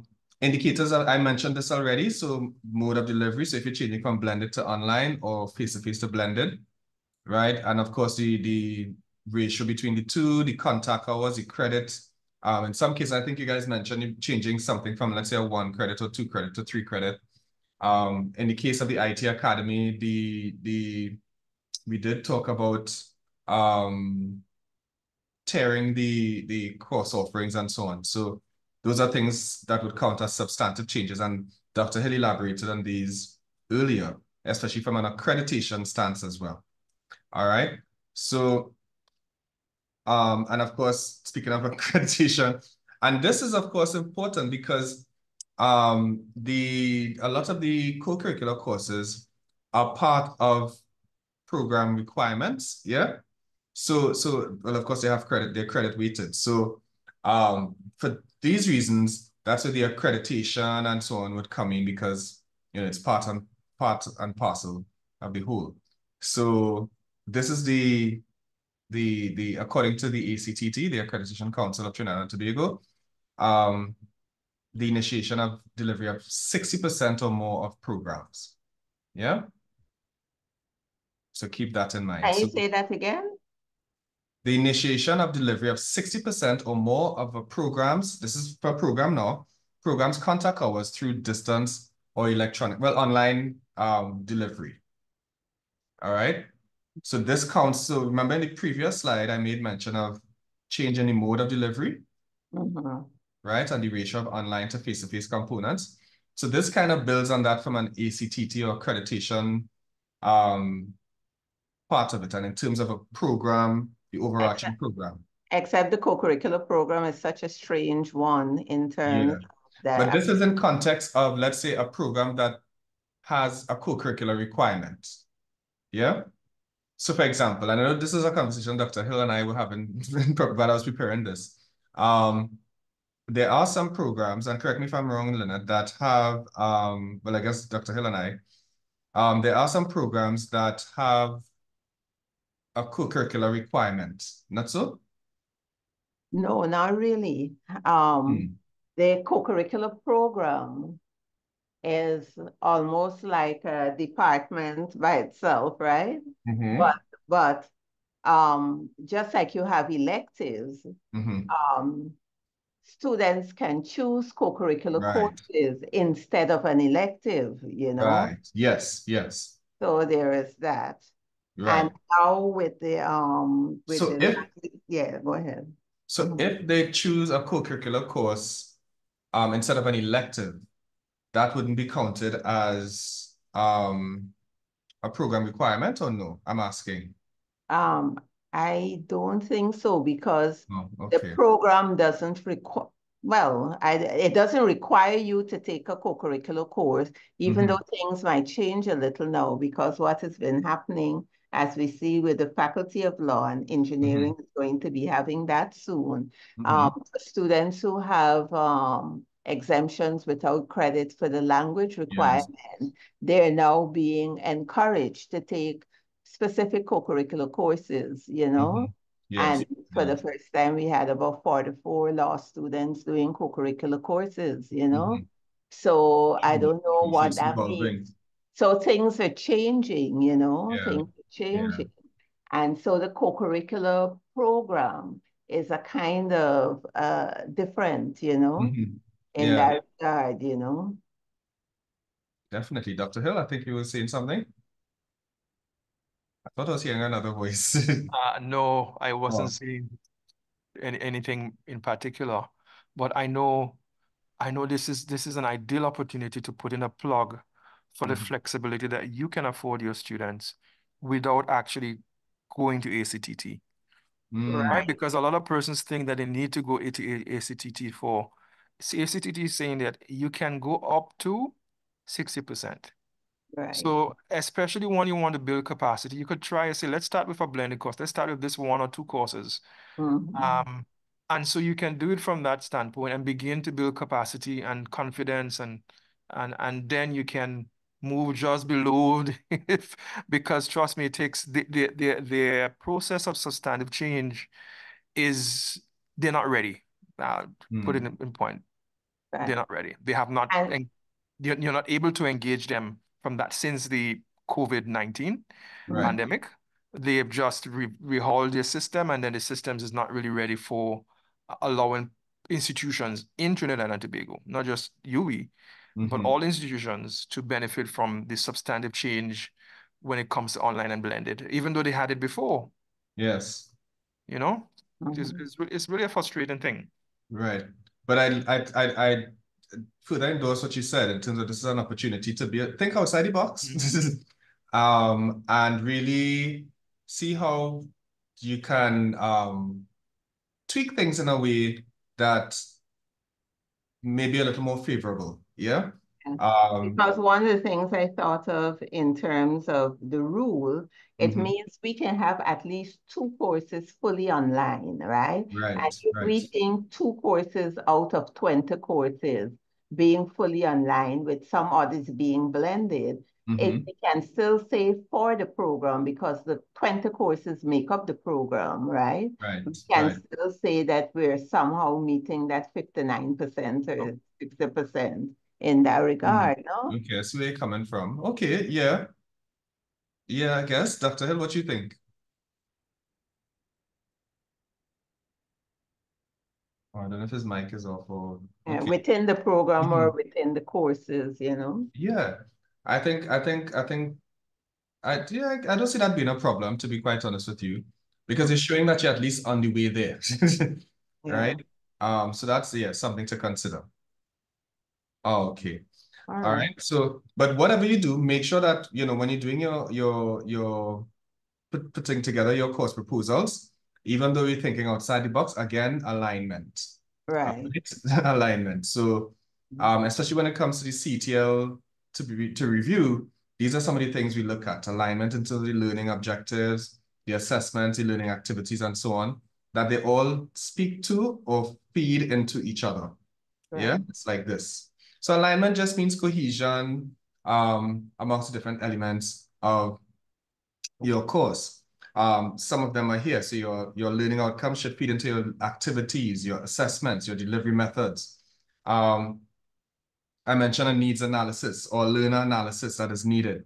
Part of this could also be your market research as well. So there are different ways you can go about these things. And I'm gonna skip through a little bit, all right, for the sake of time.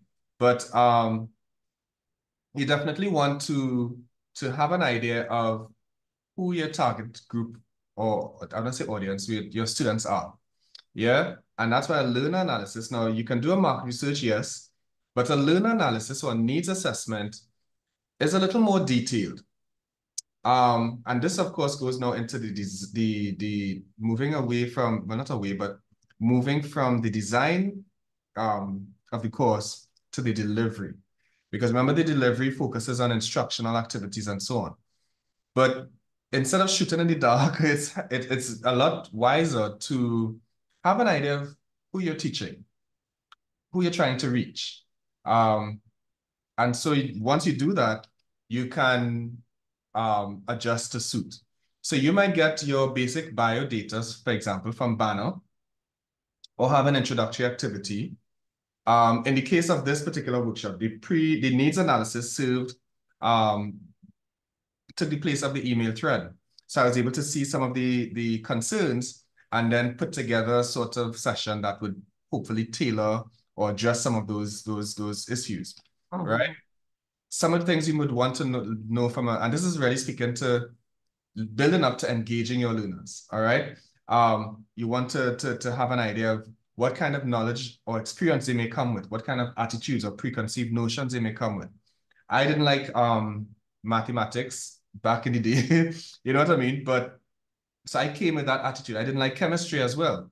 So I came with that attitude that chemistry is not something that I would be good at. So I didn't really, you know, group characteristics. If it's in the case of a specific group, if it's, let's say, a group that has gone through the tiered levels, as we spoke about, the levels of, let's say, Microsoft suite of courses. All right, if it's the same group or the same cohort, what is the group dynamic like? That sort of thing. All right, so a learner analysis helps to outline those things. And once you understand your learner, you're able to engage them. So this now speaks to, when we think of engagement, we think of participation, basically. That students are not just attending, but they're participating. Now, what would participation look like? And of course, Schlechte had his whole scale of levels of engagement, as you see here. But it really ranges from high attention, high commitment, so meaning that a student is motivated. A student will go through different challenges in the course to make sure they are successful at that course. Whereas, let's say, ritual compliance would be, or specific strategic compliance would just be, they do what they need to do to get by, or to just pass the course. Or rebellion, and of course, as a student who's disruptive and that sort of thing. All right, so when you have an idea of the kinds of students you have in your course, you're able to meet them at their need. Remember, Dr. Hill mentioned you want to meet students where they are, so you can take them from where they are to where they need to be, right? So this is why your learner analysis is so important. And from that, you are able to integrate teaching strategies that would engage them. Now, almost without fail, if you adopt a participatory approach to teaching and learning, or allow for active learning, you're going to get engagement. All right, so for example, what are some of the things that stood out to you in that icebreaker activity? You tell me. What are some of the things that you remember from that icebreaker activity? We were asked to do things. Mm-hmm. Right. So you're asked to do things. Anybody else? I was thinking about how much you have to be intentional about your communication. Right. Very good. Thank you so much for that. Chanel, Chelsea, Glenn, Gita. I was also motivated by a possible cake and then devastated after, like, if I'm not being honest. It's also, what are you really doing this for, you know, if I'm honest. I'm sure I'm not the only one who's thinking this. It was the cake, really. Yeah, I was thinking about the cake. So motivation, the cake. The cake, the motivation, and probably the engagement. And I do like puzzles, so I was okay. Well, here's what, right? We do have some prizes here. It may not take the form of a cake, but it would be some chocolate or some sort of a little treat. We have ice cream. I'm coming over now with ice cream. Well, no, you see, you're calling things Gita. It's not ice cream.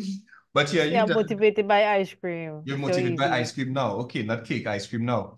Yeah. Okay, so but yeah, so that even though it was an online activity, Chelsea's laughing. Even though it was an online activity, you were all engaged, you were all participating, you were collaborating with each other because we had to collaborate to solve this puzzle. And it took more than one person to solve it. We did it together. So there was that cooperative element. It was done online. You were participating. So it wasn't that some persons were left in silence at the corner. And even if they tried to do that, I called them out. So what I'm trying to say is that I was trying to model what the different strategies and different things you can do to engage students in the online environment, yeah, or in a blended context. So always aim for the active learning approach, because that is what will engage your students, what will improve or increase retention, and that sort of thing. And there are some strategies that you may consider in this regard. All right, of course, a student-centered approach or participatory approach. And I'll just skip this very quickly to this. So you have a game-based approach, which is what that icebreaker activity was. It was also a collaborative approach, all right? It can also be something like a simple web quest. And I was going to have that activity, but I like the way the discussions were going. So I made a quick change to that. But it could be a simple thing. Let's say you give the students an activity. I'll show you what the instructions I had and how you can model it in a similar way to engage your students when you are teaching online or in a blended context. All right, the flipped approach. So you may give students readings to do and then have activities in the class that would build on their readings. So in other words, they have to read in order to participate in the class. All right. And that in itself is a bit of motivation for students. So this was an example I had. So I identified 4 different instructional methods, and you could use a similar approach in your course context. And this is really a web quest activity, a collaborative web quest activity. So I gave 4 different things that that each group assigned, 1 to each group. All right. And each group would have to search your web, find certain things about their learning activity or their assigned topic, and then put together a quick PowerPoint presentation and come and present it in about 60 seconds. All right. And that way, I know Gita and might remember this from Cutler and so on, but that way I don't have to necessarily tell them about active learning or cooperative learning. They go and learn it themselves synchronously, and then come and teach the rest of the class about active learning or corporate, whichever, the different ones that were assigned to their groups. And so you don't always have to be the one to explain everything in your class. Does that make sense? Yeah. Yeah. So that was just to address so these are some of the things that were done, let's say in a session, like in an activity like that, the collaborative approach, web quest, inquiry based. You can use Zoom breakout rooms, Zoom presenter, share screen, etc., etc. All right. So, and of course, you already know these things in terms of that. Now, as we wrap up, let me just get to any questions so far, by the way? No, we're good? Yeah. All right.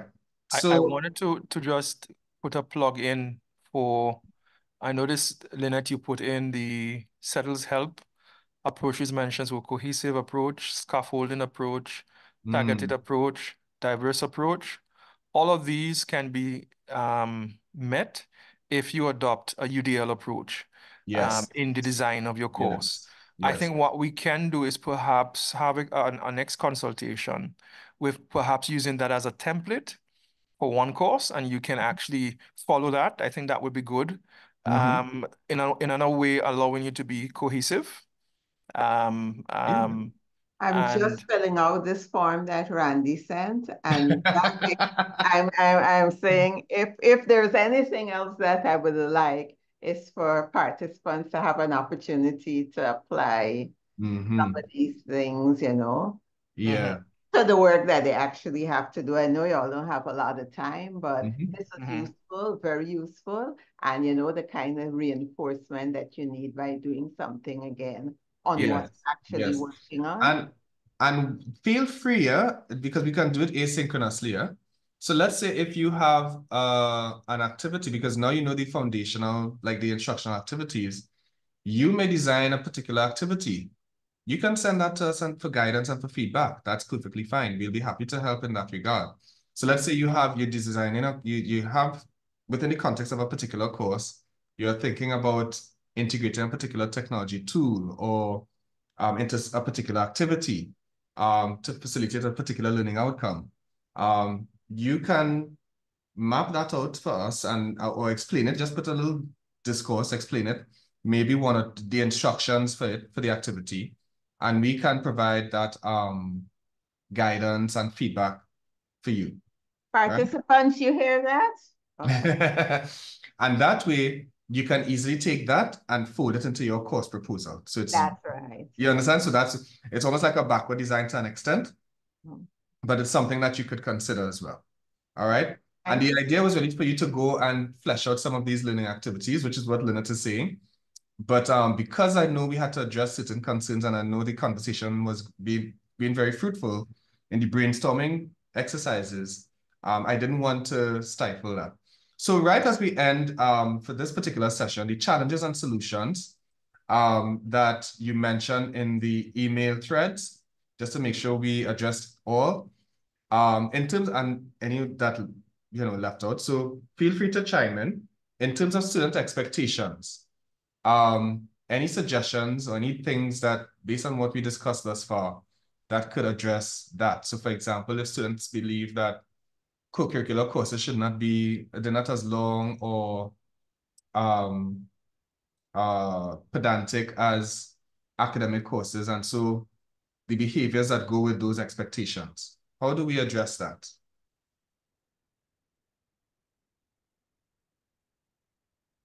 Yeah, content. Content, okay. One way to address that as well, in addition to that, would be your course outline. Remember, I mentioned earlier that your course outline is that sort of agreement between you and the student. So you state your expectations of the student, and the student knows what to expect from you. So if you have your course description and outline, well, the description is part of the outline. It lets the students know what is expected of them, what the level of work that is required. Yeah. Attendance or absenteeism.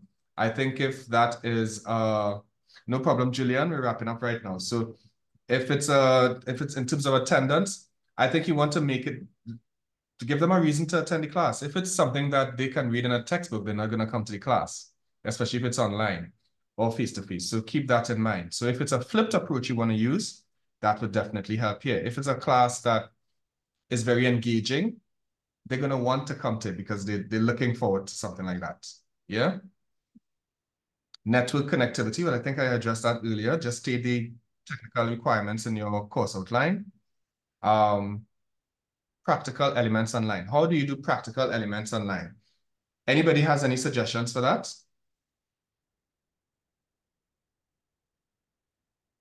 Over there. I think in the email, if I remember what the person said, it was, how do you do practical elements when you're teaching online? Well, that would vary from course to course and well, based on context, depending on what the practical elements are. But you can certainly, if it's in a blended context, some things can be done in the face-to-face setting and some can be done online. So for example, if it's a face-to-face exercise they had to do, then I think, Sarah, you mentioned something of having a journal, right? So, and I think HSU is saying, can it be substituted? If it cannot be substituted, then you definitely want to stay with a blended approach. So those things that cannot be substituted, if at all, usually there's a way, but if it is that at this point in time it cannot be substituted, then you have those, and those would be your face-to-face elements. And then you have other things that you can do online, which would lend for the blended approach. So not all of the courses have to be online. Some could be blended, some can be online. That's what I'm trying to say. And some should need to stay face-to-face. Some can stay, I think most of them, to be quite honest with you, there are some things that you can do blended, more than face-to-face. Okay. Because remember, blended, you have the face-to-face elements. So those elements that you cannot, I don't say compromise, or cannot be substituted, you can keep those as face-to-face elements and just adjust your instruction or the activities or whatnot. There's always a way to adapt and improve it for online delivery. Certain elements, not the whole course, but certain elements. So if it's something that engagement, then you know it can be done. Oh, look, we have engagement here. It can be done online, like I just mentioned, with game-based approaches, etc. All right. I think one person mentioned, I think it was Lisa, logistics or students' need for conducive spaces. If that is a requirement, you can easily put that in your course outline, what you need them to have or to be able to complete the course. All right. That's something to consider. And I think I mentioned this compatibility issues. Again, you can put that in your course outline. And in terms of logistics, if no, you have students, once students know about these things, if there are requirements, they will easily make the adjustments or decide whether they should proceed with the course or not. But they need to know in advance. You can't tell them while they're already registered, because that would be problematic. So when it comes to course design, these are some tips that you want to that you want to consider. Make it well aligned, as I mentioned before. Make it flexible. Make it flexible meaning, well, Dr. Hill, I don't know if you want to elaborate on that. I know that's your thing, but just before well aligned, meaning everything is well connected, cohesive. So learning objectives will feed into assessments, into learning activities, and that sort of thing. Dr. Hill, you want to talk about flexibility? Well, I think you've covered it. Okay, good. Some time I wouldn't want to extend it more than unnecessary, but I think the idea of making it universal will makes it flexible. Go ahead. When you are making it universal, you are making it flexible to meet the learners where they are, and that is from an access and accessibility standpoint. Yes. So yeah, to make it All short. right. Yes, thank you so much for that.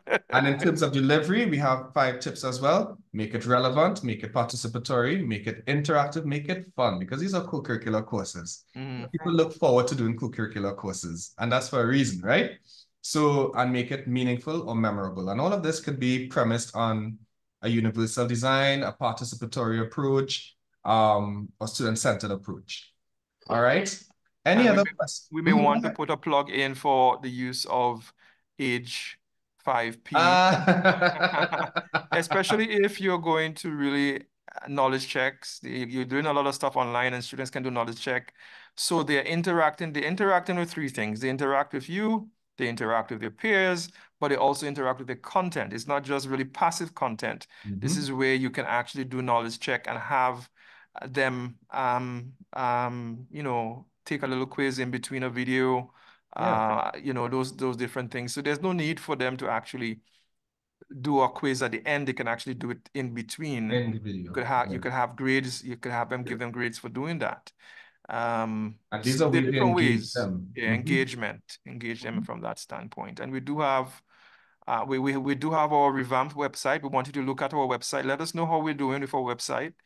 And we have a number of things coming your way in terms of how we are trying to meet our stakeholders, you, in so many different ways. You're so diverse.